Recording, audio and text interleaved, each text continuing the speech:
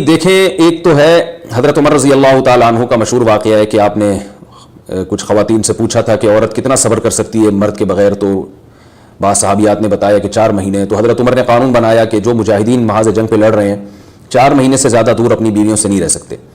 تو اس اصول کا تقاضا یہ ہے کہ وہ زمانہ بھی پاک دامنی کا زمانہ تھا، نیک لوگ تھے، تو اصول یہی ہے کہ 4 مہینے انتہا ہے عورت کے صبر کی. تو ایک نارمل عورت کے لیے اس سے زیادہ صبر کرنا مشکل ہوتا ہے، تو اس لیے بہتر یہی ہے، قانون یہی ہے کہ 4 مہینے سے زیادہ دور نہیں رہنا چاہیے. اور قرآن نے بھی یہ حکم دیا ہے کہ اگر کوئی قسم اٹھا لے کہ بیوی کے پاس نہیں جائے گا، قسم اٹھا لے، ایسا ہی نہیں بلکہ قسم اٹھا کے، تو پھر 4 مہینے میں طلاق واقع ہو جاتی ہے. بعض فقہا کے نزدیک عورت کو طلاق کا اختیار ہو جاتا ہے عدالت کے ذریعے، بعض کے نزدیک ہو جاتی ہے طلاق. تو اس سے بھی پتہ چلتا ہے، قرآن سے بھی اشارہ ملتا ہے کہ 4 مہینے جو ہے یہ ایک انتہائی مدت ہے ایک نارمل عورت کے لیے.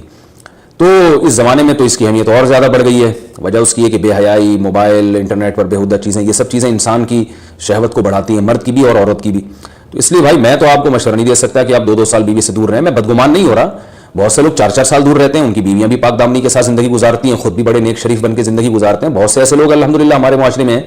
لیکن بہرحال اس کلچر کو، اس رواج کو فروغ نہیں دیا جا سکتا، اس کو اپریشیٹ نہیں کیا جا سکتا شریعت کے لحاظ سے بھی، عقل کے لحاظ سے بھی. 2 سال تک مرد کے لیے صبر کرنا کتنا مشکل کام ہے. وہ کھا بھی رہا ہے انڈے پراٹھے اور جناب کھانا پینا اسی سٹائل میں چل رہا ہے، یا تو روزے رکھ کے اپنے آپ کو آدھا کر دیا اس نے. تو سوال عورت کے ساتھ مرد کا بھی تو ہے نا. مرد میں تو قوت اور شہوت اللہ نے اور بھی زیادہ رکھی ہے، تو وہ کیسے صبر کرے گا؟ مرد کی جو قوت برداشت ہے وہ فقہا نے اور اطباء نے بیان کی 1 مہینہ ہے. تو 2 سال تک بیوی سے دور ہیں. میں پھر بھی بتا دوں، میں بدگمان نہیں ہو رہا کہ جو دور ہیں آپ ان کے بارے میں برا سوچنا شروع کر دیں، لیکن بہرحال یہ اپنے آپ کو فتنوں میں ڈالنے کے مترادف ہے. اس لیے ایسی جاب نہ کریں.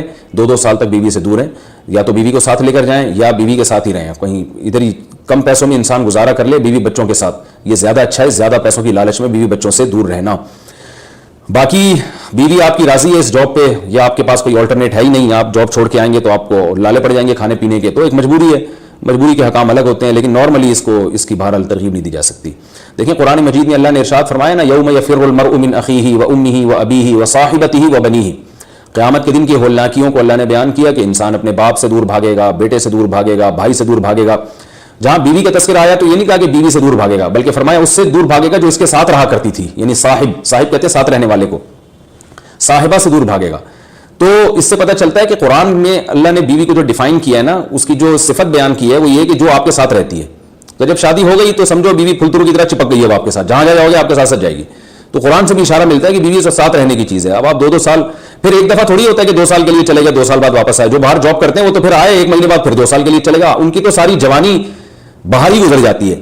تو اس لیے مجھے یہ بہرحال سمجھ میں نہیں آتا. شریعت کی روح سے یہ پسندیدہ کام نہیں ہے. بہت سخت مجبوری ہے تو ایک الگ بات ہے، لیکن اچھا کام نہیں ہے. یہ غربت میں انسان بیوی بچوں کے ساتھ گزارا کر لے، یہ زیادہ بہتر ہے اس دولت سے جس میں انسان بیوی بچوں سے ہی دور ہو. کیا کرنا ہے ایسی دولت کا کہ آپ اپنے بیوی بچوں سے